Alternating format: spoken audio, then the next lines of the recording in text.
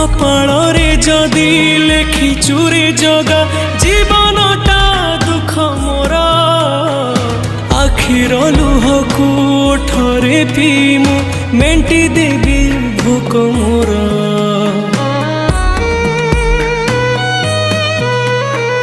सुख बोली गोटे कण अछि रे आज जाए जानिलिनी दुखर बोझकु एते जे लदिचु हसी टिके पारिलिनी तू हेलु बड़ दिया मु तोर केही नुहा सेथि पाई जाळु मते देई दुखर निया तो पाई गढ़िछु सुना देउळ कालिया।